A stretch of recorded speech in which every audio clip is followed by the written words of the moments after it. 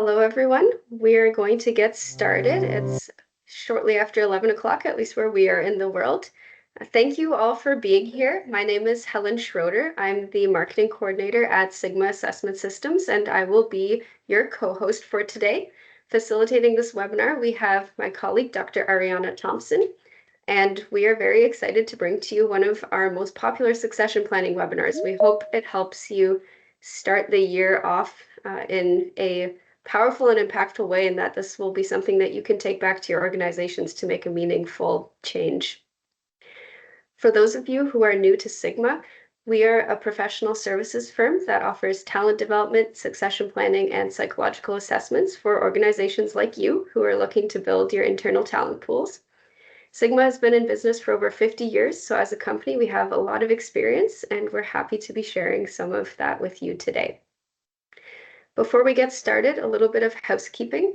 We have about 60 minutes together today. For the first 45 minutes or so, Ariana will walk you through the webinar content to introduce you to succession planning, what it is, why it matters, and give you some handy tips and tools to facilitate the process. We will be recording this session, so no need to take notes. We'll also be sharing the webinar slide deck with you afterwards, and you will receive a copy of that recording in a follow-up email. We'll reserve 15 minutes at the end of the session to go through any questions that you may have. So you'll see in the toolbar, either at the top or the bottom of your screen, there's a little Q&A box. Feel free to submit questions along the way. I'll organize those and we will bring those to Ariana at the end. And if there's anything that doesn't get addressed during the session today, then you're always welcome to follow up with us via email. But for now, use that Q&A box. Don't be shy, and keep an eye on the chat as well. I will be dropping some links to helpful templates and tools that Ariana is mentioning along the way as well. And now, without any further ado, let me introduce you to our presenter. Dr. Ariana Thompson is a senior leadership consultant at Sigma. She believes in positively transforming the modern-day workplace through thought-provoking, evidence-based insights. Ariana is a subject matter expert in executive leadership, succession management, wellness cultures, and employee growth. In her work at Sigma, she supports executive teams with succession planning and leadership development and assessment. So we are in great hands today. Ariana, thank you for being with us. I'll hand it over to you now to get started. Thanks so much, Helen. Welcome everyone to our webinar, How to Build a Comprehensive Succession Plan. The agenda for this session today is to begin with the basics, including what is succession planning and how does it differ from replacement hiring, which is traditionally done in the majority of organizations. We'll also want to touch on why succession planning is important and why leadership teams or HR practices might want to invest in this area. Then we'll comprehensively walk you through the process of succession planning through Sigma's evidence-based 6-step process. We'll end with a few tips, including common pitfalls, mentioning the greatest hurdle of implementation, and why it might be helpful to work with consultants.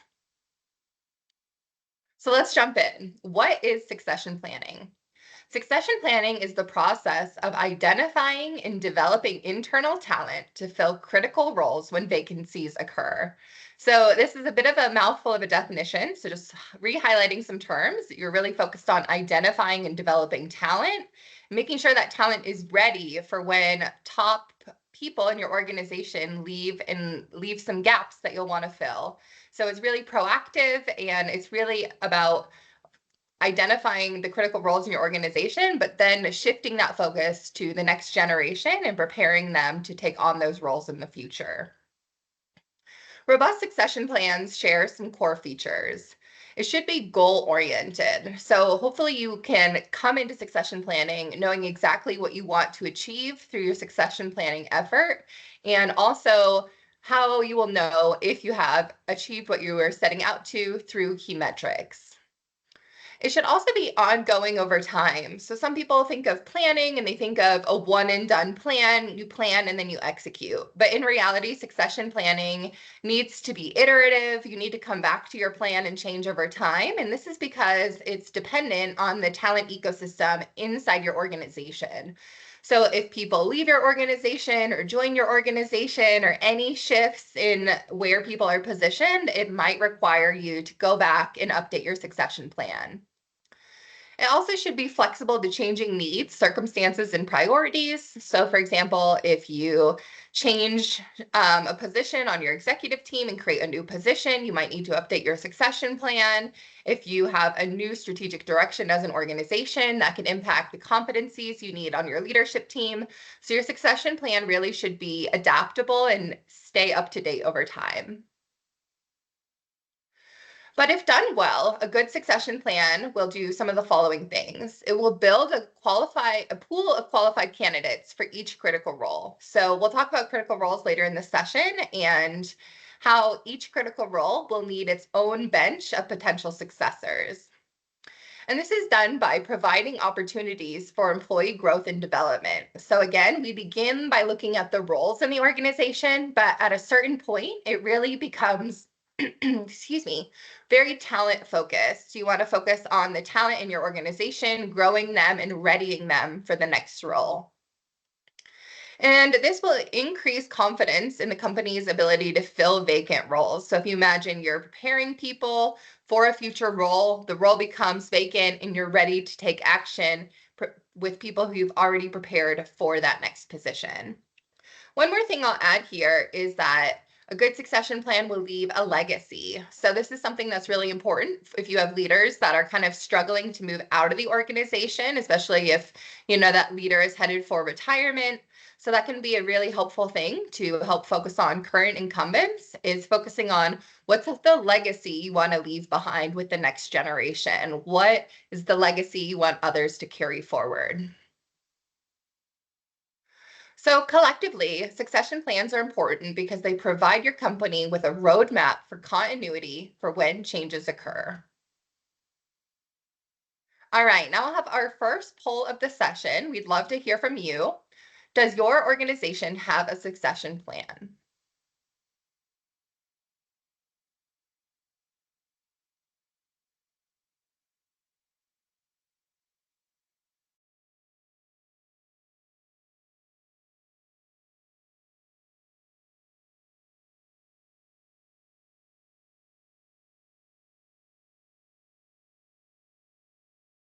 All right, I see we're getting some answers. I'll just give everyone a little bit longer.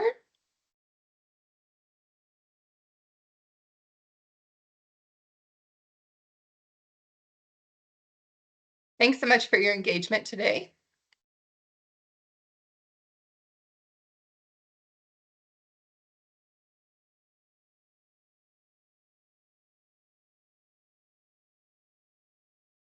Let's give it about 60 more seconds. We'd love to hear from everyone.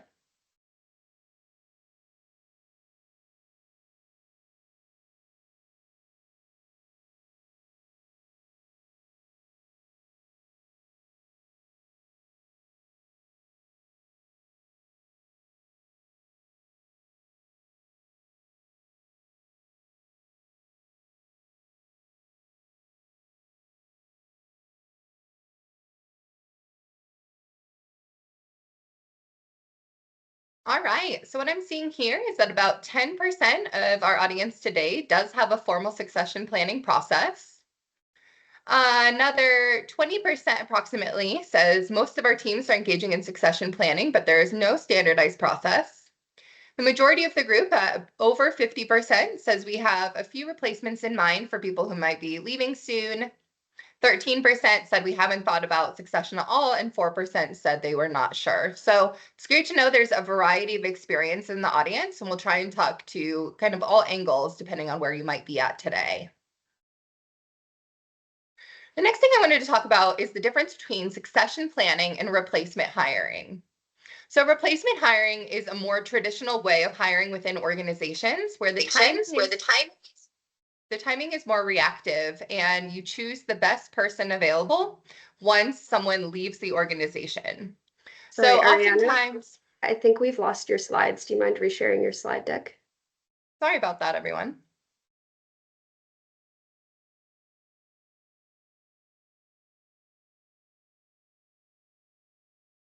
Helen, thanks for letting me know. No problem. Can you Thanks. see it now? Yes. Okay, sorry about that. So as I was saying, you're usually trying to replace the incumbent who was just in your organization and is now leaving. Therefore, your information usually only comes from that incumbent themselves if they are still indeed with the organization and their supervisor.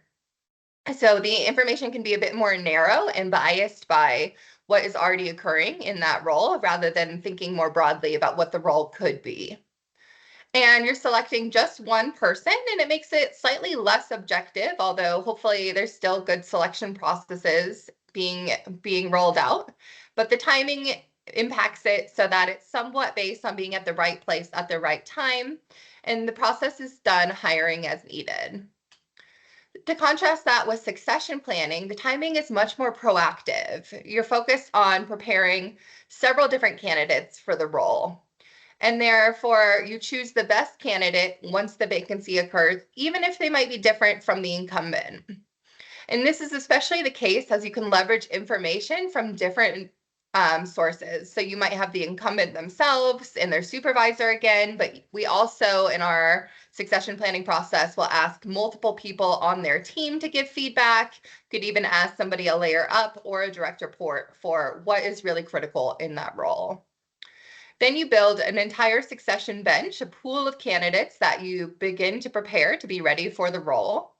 And this allows it to be more objective, as selection and promotion can occur based on merits and after preparing the candidates over time and seeing how they do with different challenges. And this also allows the process to be more integrated with things like recruitment, development, and diversity initiatives. So the next poll of the session, again, we'd love to hear from you. Replacement hiring or succession planning, what does your team do?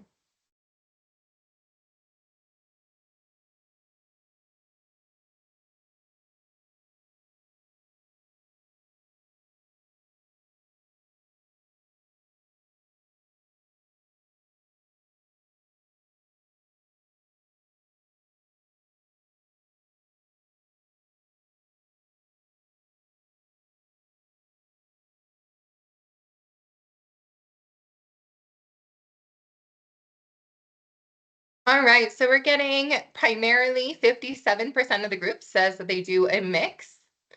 43% says that they predominantly do replacement hiring, and then only 4% relies solely on succession planning.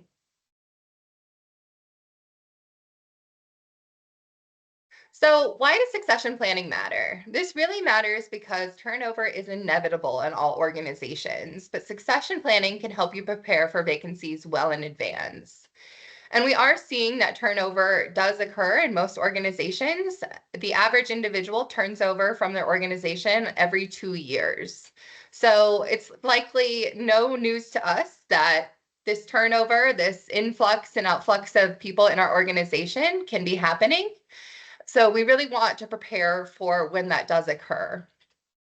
And succession planning can help you to retain organization specific knowledge. I would say this is one of the most useful and beneficial parts of doing succession planning is to retain that institutional knowledge. So the common practice in today's business environment is to give 2 weeks in advance of turning over from your organization.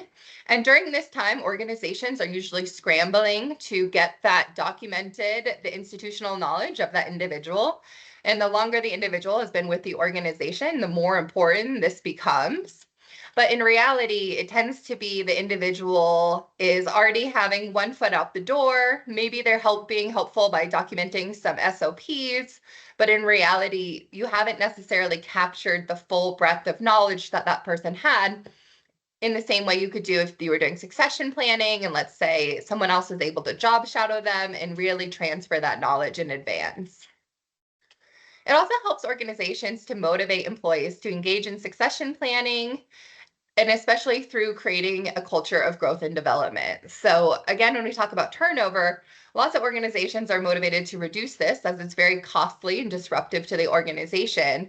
So showing employees that you want to invest in their growth and development, that you want to see them reach the next level, and that you will support them in reaching that next level can be really engaging to employees. That can feel like they're being cared about and invested in, and it could even lead them to staying longer. So that's the next point, is it can help attract and retain long-term staff.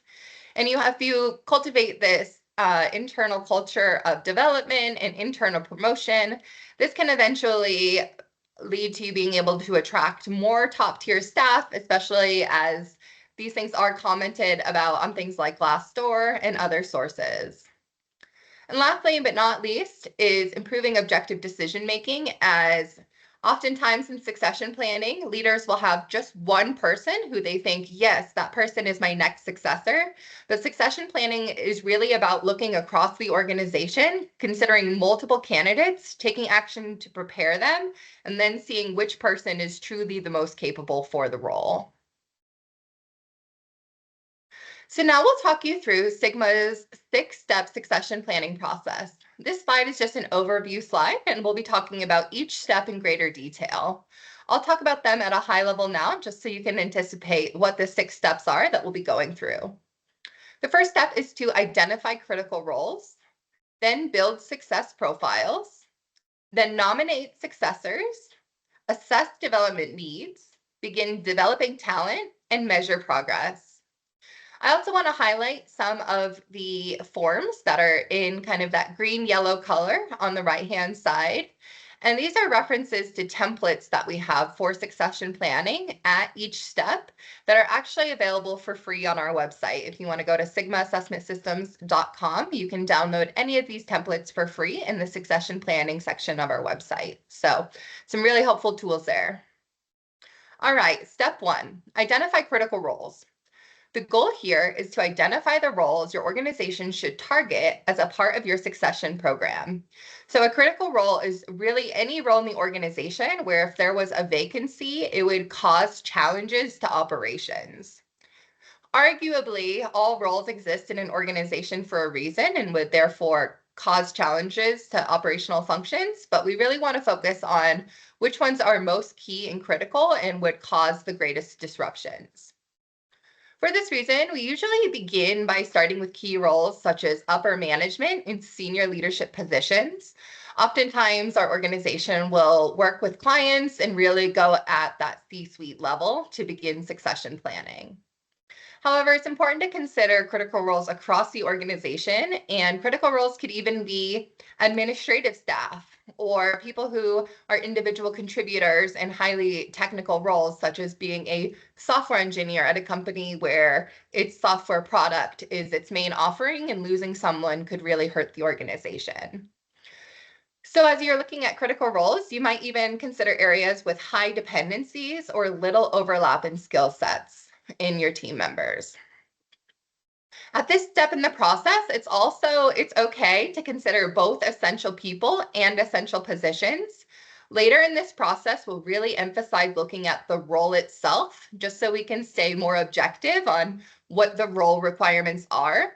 But at this point in identifying critical roles, it can be a little messy. For example, it's not uncommon that we interact with some clients, we look at their senior leadership team, and there's 1 or 2 individuals who have been there 20 plus years and actually wear multiple hats.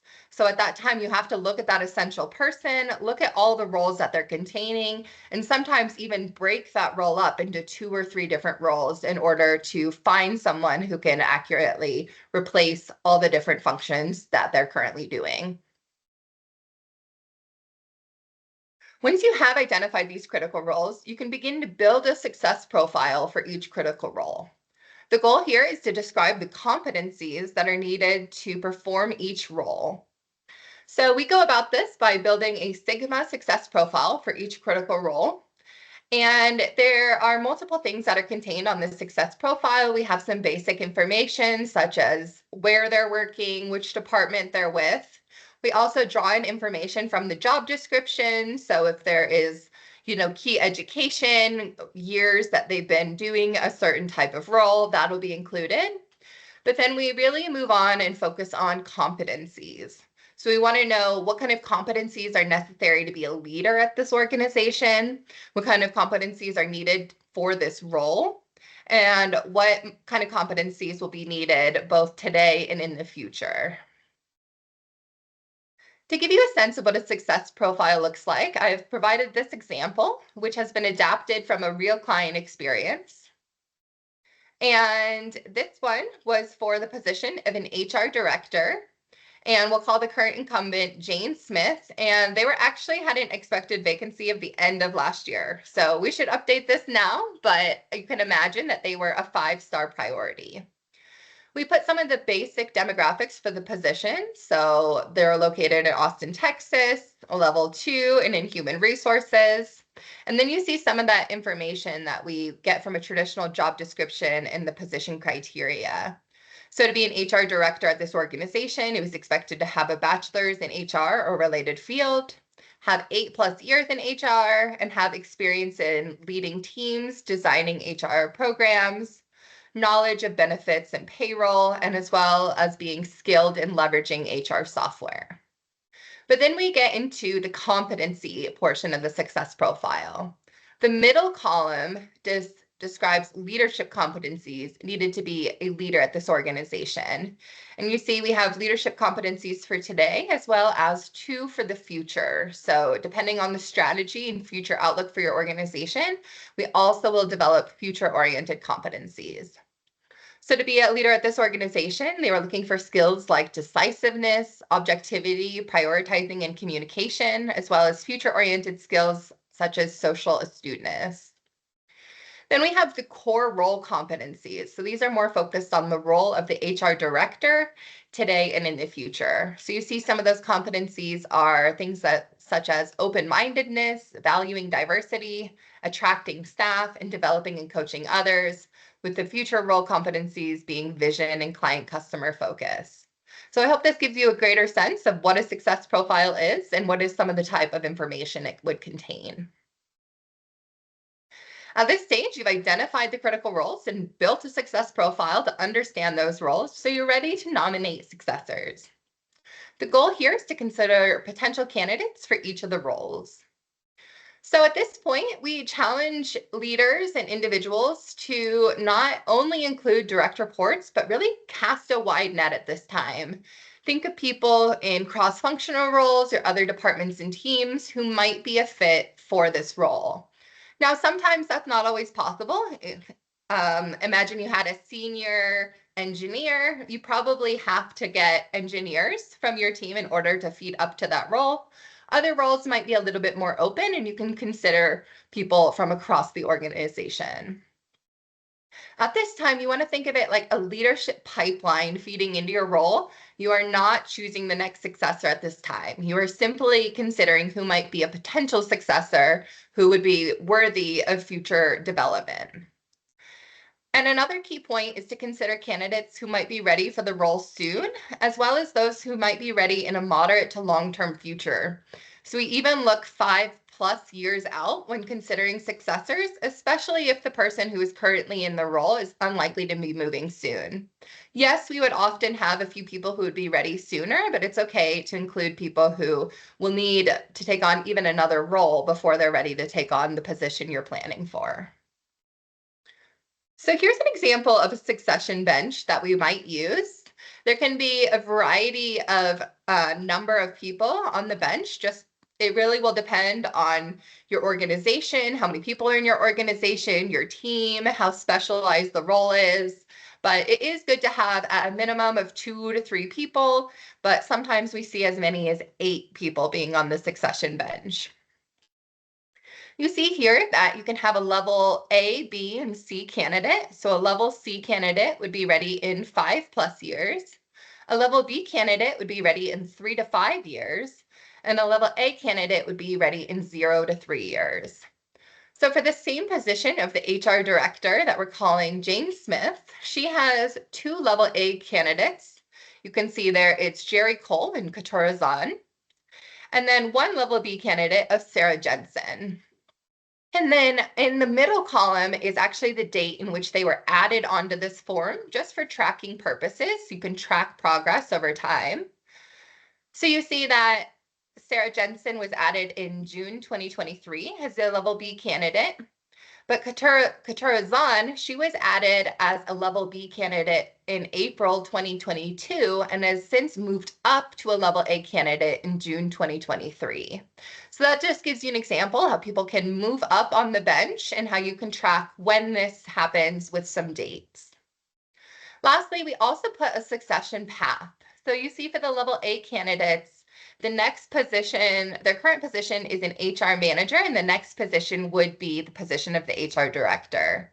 However, that's not the case for Sarah Jensen, the level B candidate, who is today an HR lead, would need to become an HR manager and then eventually take on the position of the HR director. So this is just an example to show you that the person doesn't need to be ready tomorrow.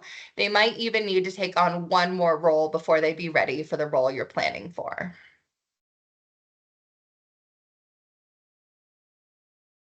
All right, step 4, assess development needs. So at this time, you've identified the critical roles, built a success profile for that role, nominated successors for the role, and now you're ready to assess the development needs of the successors on that bench.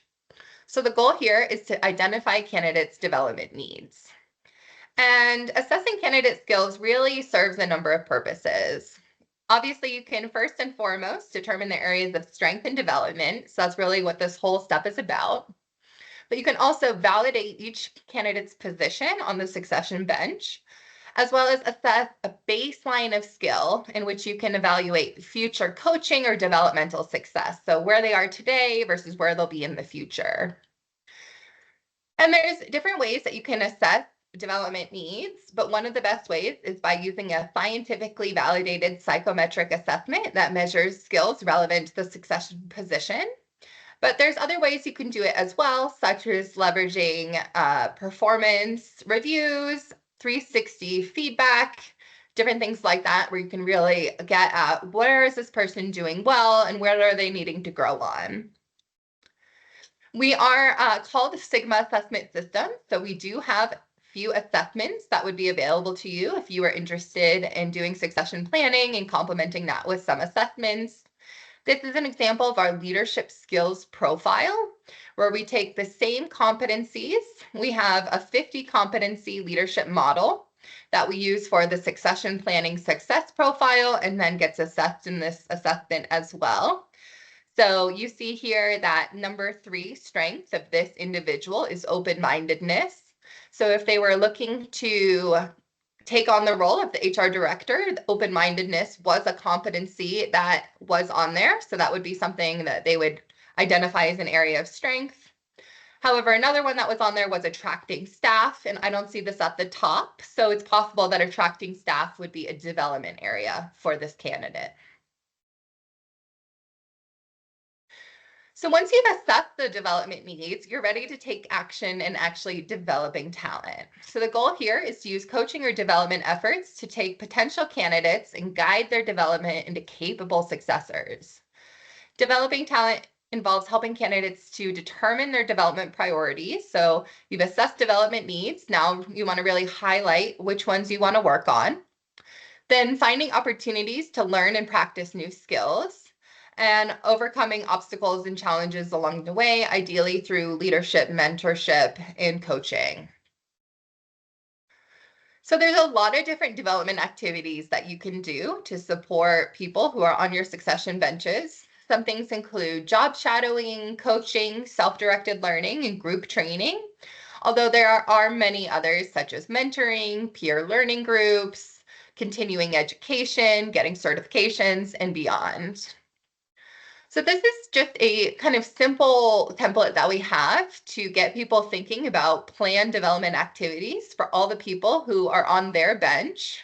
So imagine that we're still looking for at that position of the HR director. These are her candidates on the succession bench.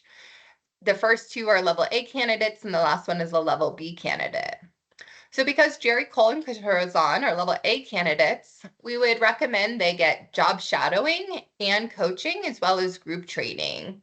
So this is a little bit more of an high intensity, a little bit higher budget development activity for level A candidates, as you really want to ramp them up and make sure that if anything happens, you have someone ready to go to take on this position, especially given that this is a very high priority position at this time. However, for the level B candidate of Sarah Jensen, we're just recommending self-directed learning as well as participation in those group training sessions. I'll just mention here that group training sessions can be a really good way to include everybody in your training opportunity and also to create a culture of learning and development.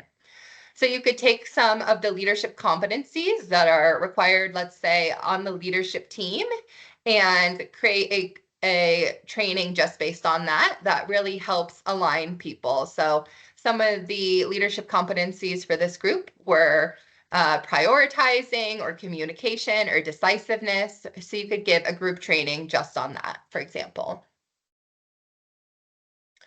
All right, now we are to step 6, measure progress. The goal here is to track progress, boost engagement, and quantify success.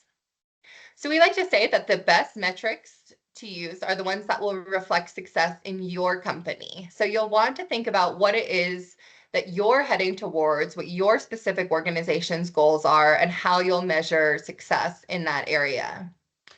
So before you begin your succession plan, we recommend recording the metrics as a baseline. Again, that baseline is really helpful to show progress over time. So after you record that baseline, then you would update your metrics every 6 months to a year to evaluate progress. Some common metrics include rates of turnover or percentage of roles that are filled internally. So you can imagine that if there is an open role in your organization due to a recent vacancy, maybe today each role is filled 60% by external candidates. Maybe through succession planning, you could reduce that number to 30%, where more people, more roles are being filled by internal people, just to signal to those in your organization that yes, there is upward mobility in our organization and you would be able to reach new heights. And when a leadership position opens, we don't always just give it to someone from the outside. Another one that I like here that I heard from one of my clients, and it's been one of my favorites, is just the ability to take PTO, senior leaders being able to take PTO. I think this is really important because one, it is important for leaders to model work-life balance and hopefully get to experience some work-life balance. But also it shows that leaders feel comfortable stepping away for a week or two and letting people on their team kind of fill in and meet gaps of them not being there, which shows that they are prepared and knowledgeable about the next role. So here's an example form of how you might consider metrics at different levels and then record the baseline. So when we do measure progress at Figma, we do it on different levels. We have level 1, the individual level. So the indicators here would be percentage of employees responding positively to things like engagement surveys. It could also be something as simple as the percentage of employees who received assessments for that stage assessed talent. The level 2 would be in the programmatic level. So this would be indicators such as the number of employees involved in training programs and the number of positions that have identified 2+ viable successors for their succession bench. And then level 3, organizational considerations, would be some of those ones I was just talking about, such as the percentage of positions filled by internal candidates and the percentage of key roles with SOPs documented for transitions. And you see, we could record the baseline today and then update it over time. All right, so that was our 6 steps in our evidence-based process. Now we'll just talk about some tips and common pitfalls that we see in succession planning.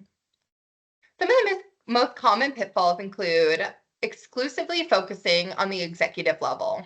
Now, I did mention that that is usually where we start, but we do recommend that even if you start at the executive level, that you keep going. Next, you would want to focus on, let's say, the next level. That will depend on the organization, but maybe that's your VPs and directors, and then the next level would be senior managers and managers, for example. It's good to push the succession planning process throughout the organization so that this culture of development is happening on all levels. The other thing about internal promotion and succession planning is that if you have let's say, a C-suite position become available and you move someone up in your organization, that moving them up creates a vacancy lower in the organization. So it's good if you can do succession planning at all levels, as it allows you to build the leadership pipeline to move people up through the organization in a very steady and objective manner that's also, helping tailor these gaps that will come along the way.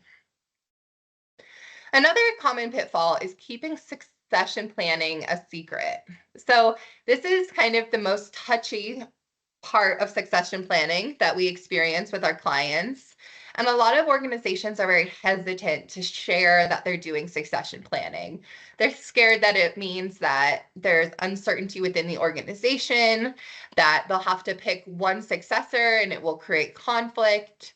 But in reality, even if you don't say we're doing succession planning, if you do this well, your succession plan will be really focused on talent development, and then you can say we're doing a talent development initiative. So you can really work on the framing, but just making sure that people know that this kind of effort is going on is important, because if they hear about it through other channels, it could actually create more uncertainty. So it's always best to be very transparent with your employees, treat them like the professionals that they are, and let them in on some of the different activities that you're doing, even if you just want to call it a talent development initiative. Another pitfall is delegating all tasks to HR. HR is often instrumental in helping succession planning to be a success, but it's challenging if the full responsibility is on the HR lead. So you really want to get senior leaders engaged with this. You need to make sure that the senior leadership team understands why this is so important, what kind of resources are going to be needed to have the time, energy, and sometimes financial resources to do the development that's needed to develop successors, and making sure that other people, including the successors' direct leaders, are providing that coaching support, finding those opportunities for development, and generally supporting the succession planning effort. If this is a one and done thing, that succession planning goes through this effort through the HR team, you identify the success profiles and key competencies, but then it stops there, then you haven't necessarily gotten the succession plan throughout the organization in a way that you wanted to. Another common pitfall is failing to document the process or update the plan over time.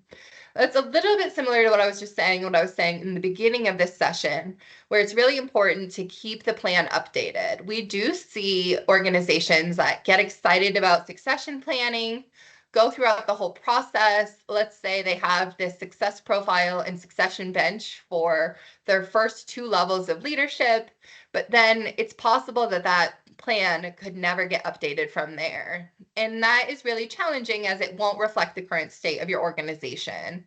So you need to keep updating over time. If someone moves up into a new role, you might want to update their position on a succession bench. If someone leaves the organization, you need to remove them from your bench. If someone gets promoted, you'll have to redo the whole bench. So there's a lot of movement in this process. And you'll really not do yourself justice if you just do the plan and invest all that energy and time into the plan, but don't keep it updated over time. And then last but not least is strategic plan implementation. And this is when we just create the plan, but we don't implement. And in succession planning, not implementing usually means not taking any steps to assess and develop your talent. And we do see that this is the greatest hurdle across many organizations to actually get strategic plans implemented. In fact, 67% of well-formulated strategic plans will fail due to poor execution. Additionally, 1 in 3 leaders rate their company as poor or very poor at implementing strategic plans. So we want to ask you now, how successful is your team at implementing strategic plans?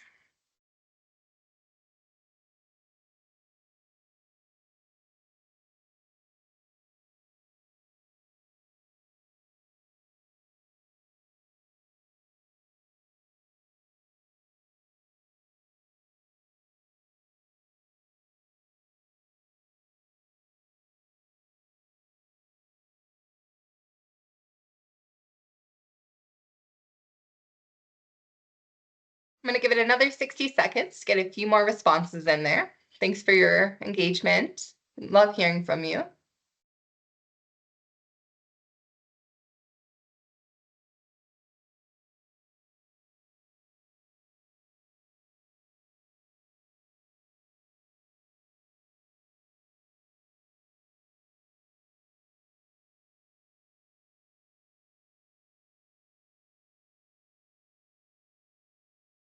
All right, it looks like we have 31% of the group says we always fall through on strategic plans. That's about a third of the group. That might be the highest I've ever seen it. 37% says we sometimes follow through on our strategic plans.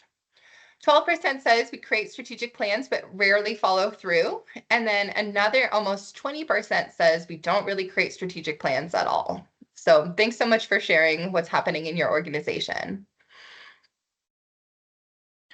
So again, companies may take this time to develop a succession plan, but fail to develop their talent or adequately prepare each candidate for a future succession position. And this is when working with a consultant might help. Some things that you can get and benefit from when working with a consultant are, first and foremost, is time. We joke sometimes that our main competitor is not other organizations, but actually time. Having our clients truly buy into the succession planning process, understand how critical it is, and take the time to invest in doing succession planning.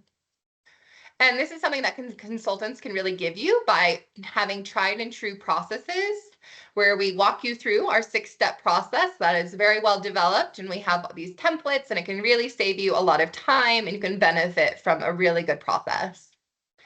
We can also provide things like accountability by acting as a strategic partner and holding your team accountable to different goals and helping them go through different exercises.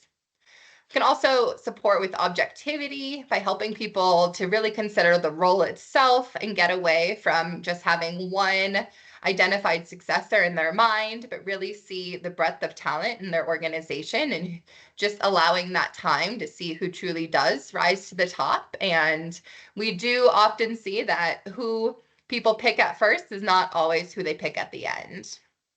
And then lastly, expertise. We draw on a lot of experiences of clients who have been exactly in your shoes in the past. So we'd love to hear from you. What are the greatest challenges your team faces when implementing strategic plans? And I believe this is our last poll of the session.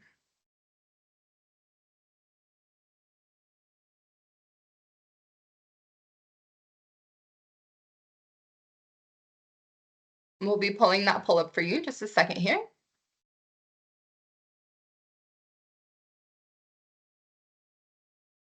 In this one, you can select all that apply. Would you say time, buy-in, knowledge, standardization, having a dedicated team, or a long-term commitment?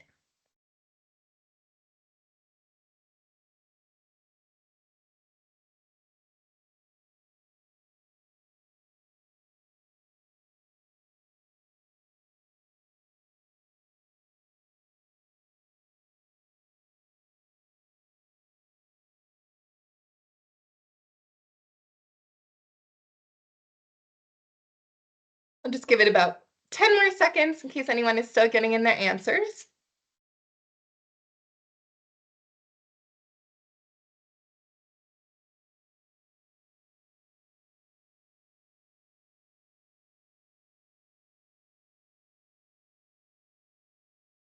All right, so we're seeing that the top challenge is having a long-term commitment from the team, followed by time. So it makes sense. Followed by buy-in, and then fewer said knowledge, standardization, and having a dedicated team. So if you would like support on succession planning, we have a really high value offer for first-time clients interested in getting involved in succession planning. And what we offer is a $9.5 thousand succession planning sprint. So we make this hopefully affordable for the majority of organizations to get started. And what this is a 4-hour session with executives. It's usually executives. If you have an interest in starting at a different level, we're open to that as well. But what we'll do is we'll come in and we'll really focus, especially on the first 3 steps of our process in this time. So we'll help you to identify critical roles, build success profiles. And I would say building success profiles is one of the hardest, most analytical parts of the journey. And then also helping your team to nominate their successors and building out that succession bench for you. Our team will then do a lot of analysis, look at a lot of competencies, really crunch the numbers, and at the end, you'll receive a customized plan with full succession benches, success profiles for 10 critical roles, as well as a lot of recommendations on how to begin the next 3 steps of assessing talent, developing talent, and measuring progress. All right, with that, I'll open it up for any questions or comments that the group has. I hope that this has been helpful today, but please go ahead and enter any questions that you have into the chat, and we'll try to answer your questions now. Thank you very much, Ariana. Okay, we will work our way through these questions, and like Ariana said, feel free to submit more along the way. So the first question is regarding succession benches. When creating a bench, are we primarily talking about internal folks or also external sourcing? At this time, we're only focused on internal people. So this is a very internally focused approach, trying to benefit from having a culture of internal promotion and also building people throughout the process. So at this time, we would say just internal. There are a few cases where perhaps there is no internal talent available. This could be if it's a very small team with specialized knowledge and abilities that maybe you just can't find within the organization. This can also be the case if you get lower down to, closer to the individual contributor planning for those lower level roles. You can sometimes say that, we're really going to need to bring someone external, but the whole focus on succession planning is really internal candidates. So to the extent possible, really focus internally, but there might be cases where you might need to hire externally for new special skill sets or expertise or knowledge. Thank you. And this was in the context of a smaller organization. So Meg and anyone else who's in this position, I'll drop a couple more resources in the chat for you. We have a guide for succession planning for small, medium-sized enterprises, as well as a webinar that we did last year that addresses some of the unique challenges you might be facing. So you can take a look at those. And if you have any questions, feel free to send Ariana an email, and our consultants are happy to work with you through those steps. And I see a question in the chat here. We are using the Q&A, but if you're having trouble with the Q&A, feel free to use the chat. I'm monitoring both. And you will get a copy of the PowerPoint slides afterwards for review and reference. You'll also get a copy of this recording. Okay, next question. In the succession planning process, do you assess an employee's desire to move into particular roles and how the succession planning process aligns with their own career interests? Yes, wonderful question. I love that. That is something that is a very important part of the process. It usually comes right after you have nominated successors. So then you look and see who was on your bench. And that's actually a really good time to begin having those conversations, because what we actually find in leadership potential is one of the biggest predictors of leadership success is a desire to be a leader. So I can think of one example from my personal life of a software engineer that I know who has no desire to move up into leadership positions. He's very much a individual contributor mindset. He does not want to work on his leadership soft skills or manage a team. So even if he was a very capable individual that someone put on their succession bench, he would be a case where he wouldn't want to be considered. If he got an offer for a future position higher up, he would not take it.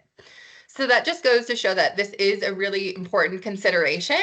A lot of the time, people are interested in moving up, and it can be a really engaging conversation. This is, a special case that I just mentioned of someone who's very introverted and just does not have any desire for that. But a lot of time, people are open-minded.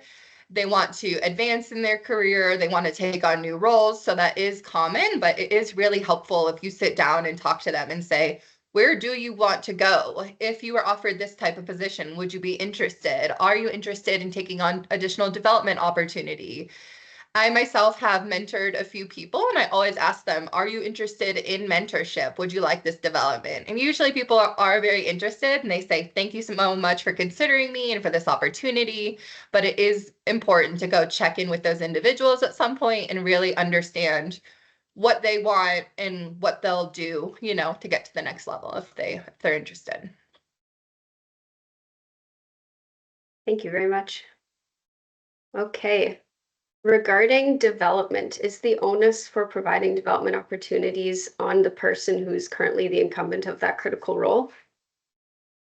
Great question. I think it is a dual responsibility, or maybe a three-way responsibility of the person who's in that role currently, and perhaps they have direct reports who are on their bench. So I would say it is partially the responsibility. I'd also say it's partially the responsibility of if you have an HR function or a talent development function for opportunities to be provided more broadly. So, someone who's helping to spearhead development initiatives and provide ongoing offerings in which employees can opt into. I would say there also is needing support from the senior leadership team to the extent that they have oversight over budget and financial decisions. So there might be times where your employee wants to attend a conference that pertains to their field, or do continuing education, or even just have the time to do job shadowing. So this will really require different efforts from different departments. And I think it would be a little unfair if it was fully on each individual leader. But if that individual leader has access to, training opportunities for employees, if they can secure budget for opportunities, they're one of the best people to help facilitate these opportunities. But that leader should be supported by their broader organization as well. Thank you, Ariana. We also, when working with clients, usually create or help the client to set up a succession advisory team. And that succession advisory team is the champion of the succession planning process. So you always want to build a whole team of support and not have the onus for succession planning or development be just on one person. And if you are in a smaller organization, you don't have internal capacity for something like ongoing mentorship and coaching. That's something that, like Ariana mentioned, Sigma can also provide along the way. You get to work with lovely people like Ariana to develop your leaders. Okay, one of the most commonly used tools for succession planning is the 9-box. Any views, merits, and demerits, and how is it different from what we just saw? Yeah, great question. So the 9-box is a tool that's often leveraged when you only have the budget to invest in a subset of high potential employees.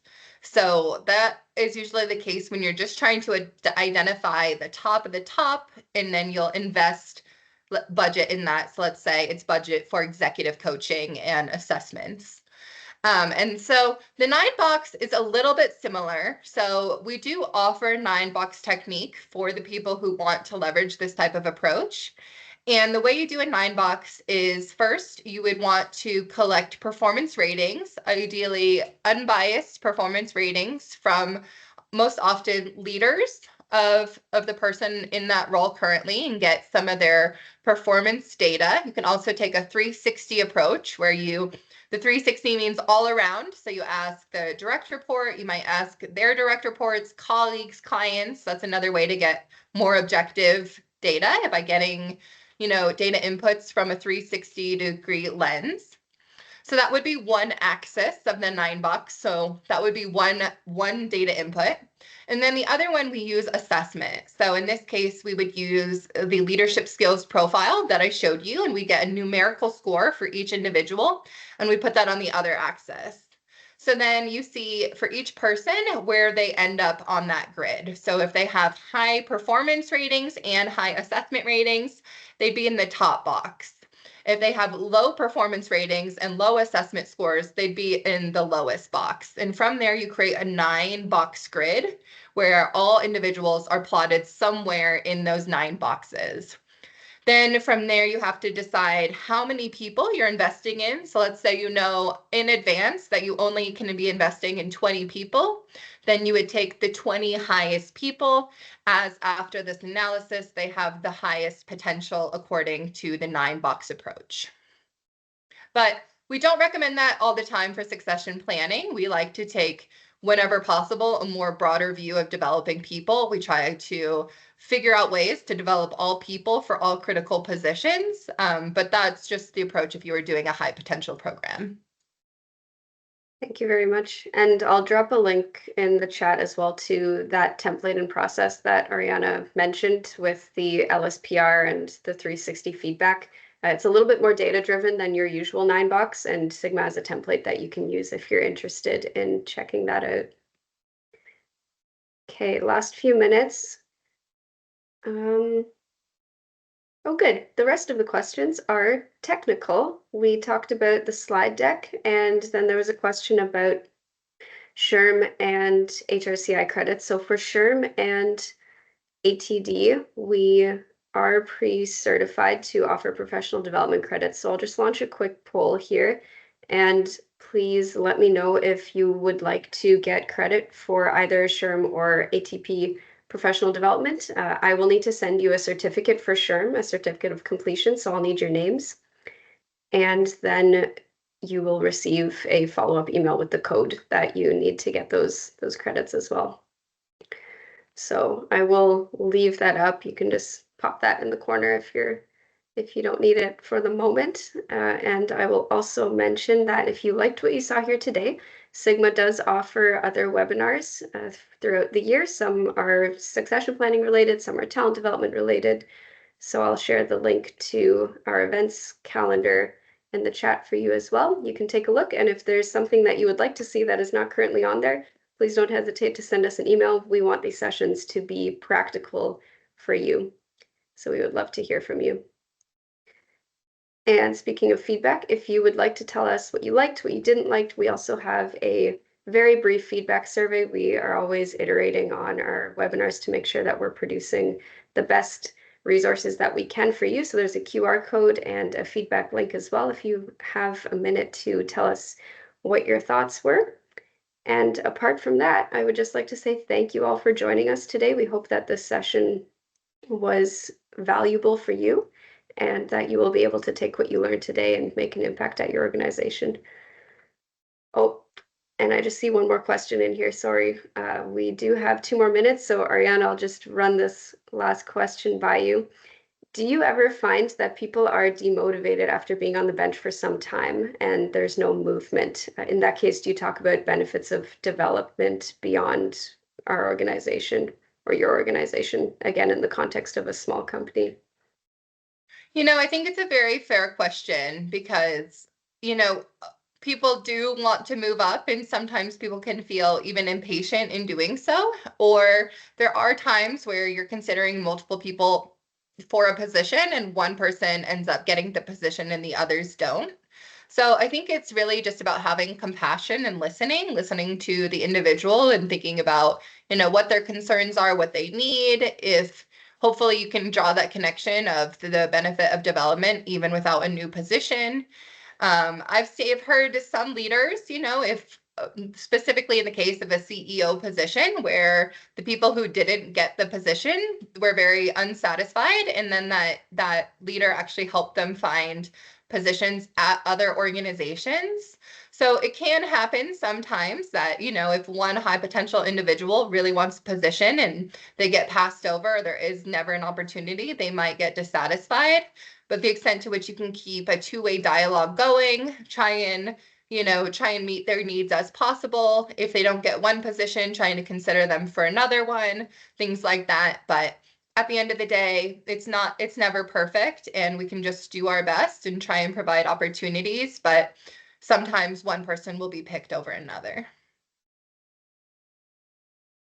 Thank you very much. Okay, and that is time. So I will close this poll. And once again, thank you for being with us. Please don't hesitate to send us an email if you have more questions, and we would be happy to continue the conversation. And for those of you who submitted the poll about professional development credits, if you don't hear from me by the end of the week, check your spam, send me an email. I will be sharing those certificates with you this afternoon. All right, we hope you all have a lovely day. Thank you, Dr. Thompson, for being with us. Thank you, everyone. Reach out if you need anything. Goodbye.